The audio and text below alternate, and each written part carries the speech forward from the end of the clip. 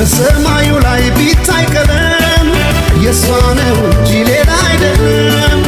የመጪው ዘመን ፊት ናት መሪ ዛሬ ዓለም ቢላት